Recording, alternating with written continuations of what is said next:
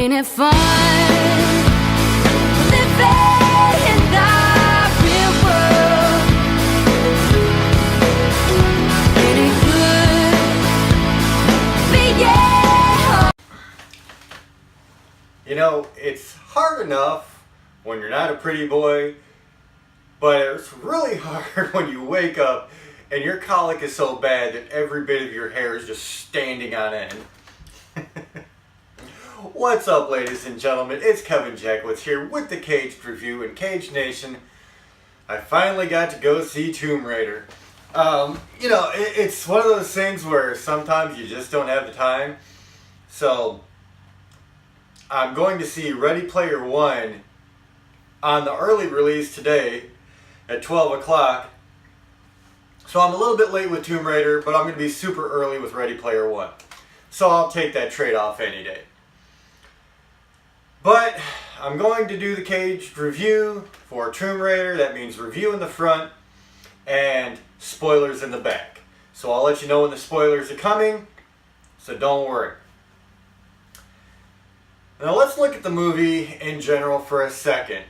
As a franchise, it's been very campy, cheesy. It's basically been Angelina Jolie showing her curves. Not really a serious franchise to take, and honestly, let's be real about it.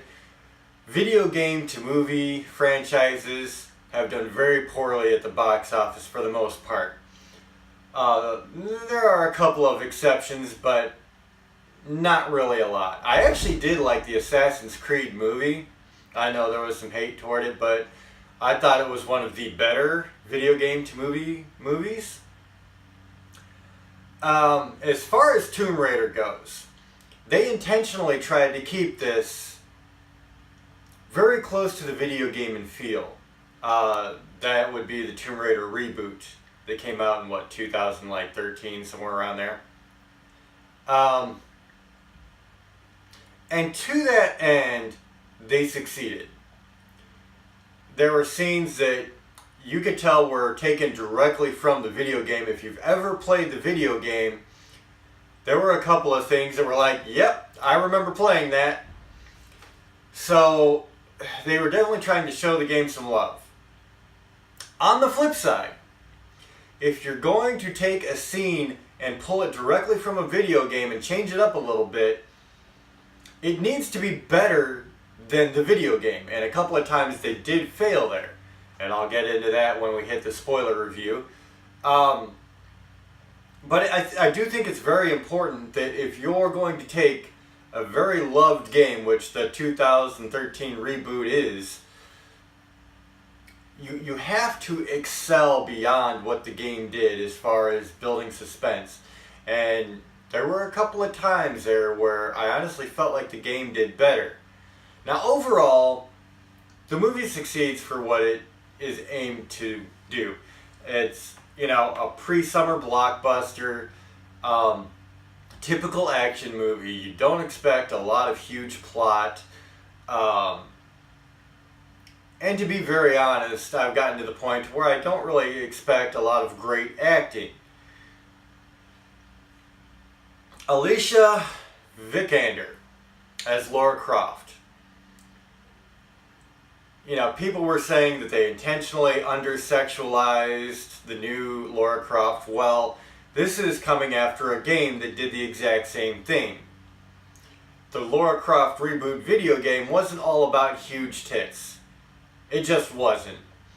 It was more of an adventure game, kind of like a female lead Uncharted.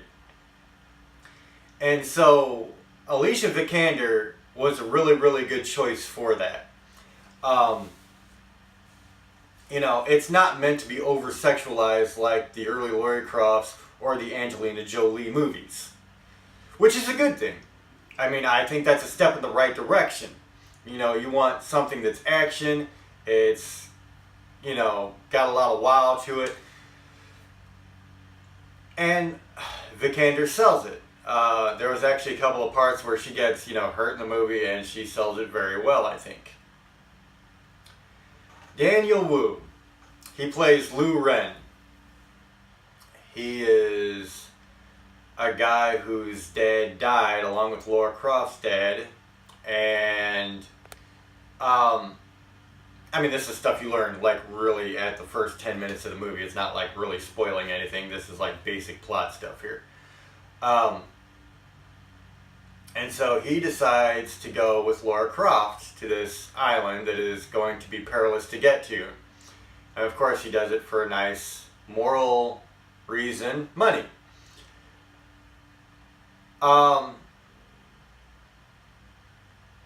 I liked the character, but I didn't love it. And that wasn't any fault of the actor. Actually, I think the actor did very good, Daniel Wu. You know, it was kind of the writing at points that really didn't make sense to me. And again, that's something I'll have to get into in the spoilers. Walton Goggins as Matthias Vogel. Wasn't honestly that big of a fan. He's a very one-dimensional villain. You don't really know why he's doing what he's doing, of course. You know, is it world domination? Is it selling it something off to the right highest bidder? Like, you just don't get it. And there's really not much point. And honestly, kind of a tacky performance for the villain too. Matthias Vogel is supposed to be this somewhat unstable character, and he really didn't come off. He just came off kind of quirky at times. And that's really all I got out of it. And so I would say they could have picked a better actor for the main villain and maybe a better storyline for the main villain. Dominic West plays Richard Croft, who is Laura's father, who is assumed deceased because he's been gone for 7 years. He left on a trip, didn't come back. And so, you know, I didn't not like the performance from Dominic. Again, I think it goes to the writing of the movie. I think he did pretty good with what he was given. And then the last major character is Kristen Scott Thomas, who plays Laura's aunt. She has like two main scenes, one toward the beginning and one toward the end. I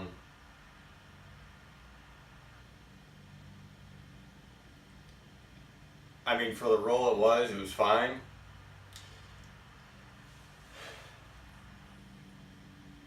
And I think that actually the subtlety of this role kind of pays off in the end, because one of the bigger surprises involves her. So, I mean, we kind of start out with Laura Croft. She's, you know, not willing to admit that her dad is dead. She's not willing to take the inheritance he's left her. And that's unfortunate because she's kind of struggling, doing stupid things to get extra money to pay her bills.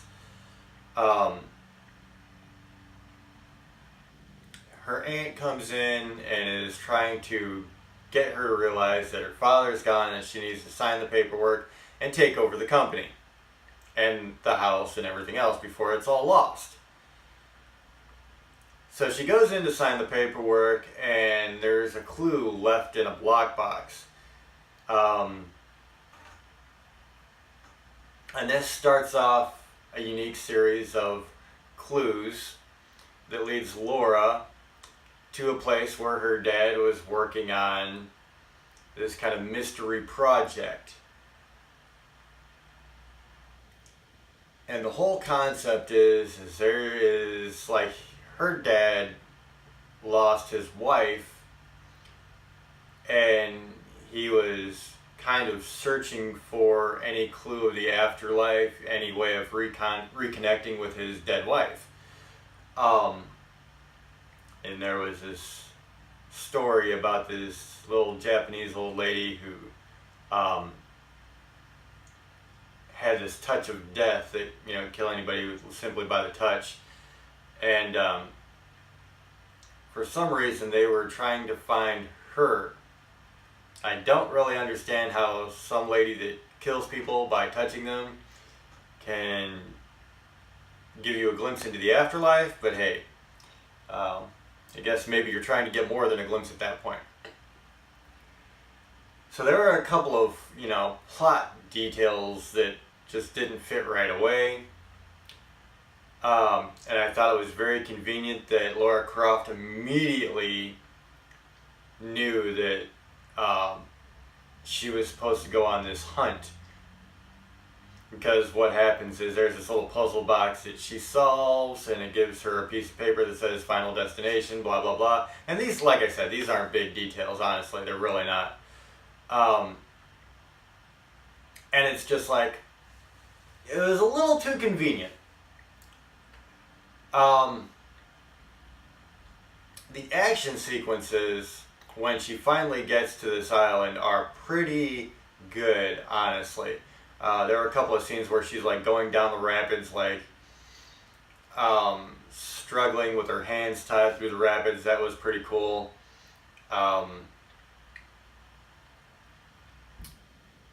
Running through a crumbling temple. Had some good action sequences there. And one of my favorites is she's jumping out of a plane and she's got a parachute. She opens it and the parachute's ripped. And so she comes sailing through the woods at a pretty good tempo. And that was really cool for me. She comes down and she gets, something stuck in her abdomen, and she really sells, the pain that it takes to get that out. So yeah, I mean, like I said, for what this movie is, it does what it's supposed to. It's entertaining. If you shut your mind off and you're not really thinking about the whole thing too much, you don't go into it expecting much more than, like I said, a pre-summer blockbuster, typical action movie, you won't be disappointed. And I think people go into movies specifically to tear them apart and see what's wrong with them. Well, if you do that with a movie like this, well, you're not going to get much out of it, to be very honest. That's just the way it is. So, getting into spoiler talk, a couple of big things that I had issue with was, if you're going to create a scene that's virtually right out of the video game, which is Lara Croft jumping off the boat. In the video game, she jumps off, the captain grabs her by the arm and drops her. It was a little bit more dramatic than her just jumping off the boat into the roughing sea, which is kind of unrealistic as hell. I had issue with that. I had issue with the plane scene where the wing breaks, then the body breaks, then the whole thing kind of goes into this chasm and gets caught in between two cliffs. It was a little overdone there because it was literally the same thing 3 times in a row. I did like her falling through the forest and having to pull that out of her stomach. I thought that was pretty well done. I liked a couple of the traps that they had. I thought some of the traps were very, very cool.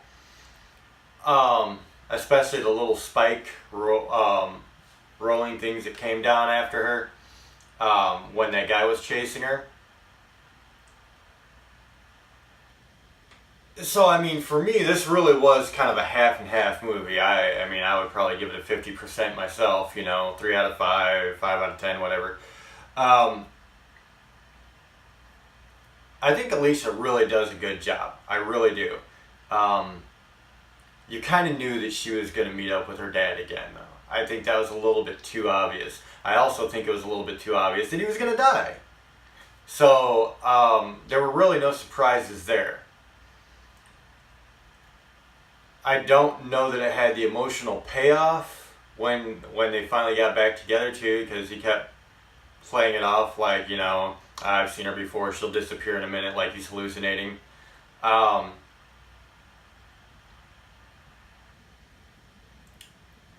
don't know. It was a little bit weird for me. So, I mean, I had fun. Like I said, it was entertaining. I thought that some of the action sequences were really good. I liked some of the puzzles they had in there. I like the puzzle where she was on top of that face of the tomb and turning all the gears, trying to figure out how to get it open, and then the whole thing collapses in. I like that. I thought the floor puzzle was pretty cool, with the floors falling out from under them, and she had to figure out what color light prisms to use to get it to stop. I thought that was kind of cool. So visually, it had some good moments. The action, not a problem. As far as storyline goes, I did like the end twist with Hunika, or whatever the hell the name of that Japanese old lady is, where it was actually she had a disease and it was very easily spread through touch, and she was actually trying to protect the world by locking herself away.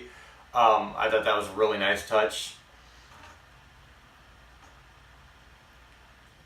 And then at the very end, I don't know that there was necessarily a big payoff with her finding out that her aunt has kind of sabotaged Laura, and that, you know, Trinity is actually owned by the Croft Corporation, and now her aunt is controlling it.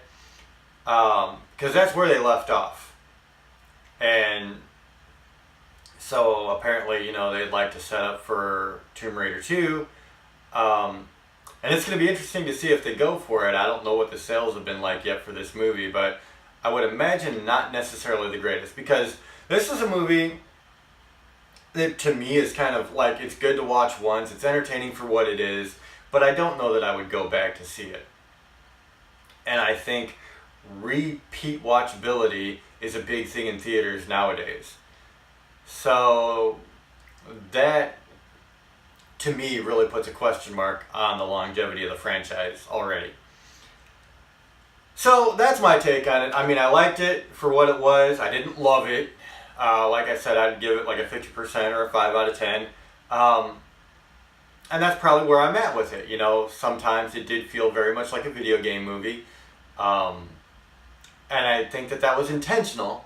You know, that's something I think a lot of critics will get wrong, is, well, yeah, it's you can't get out of the feeling it's a video game. Well, that was on purpose. That's for people who play video games and love the Lara Croft series. So I don't hate on that. And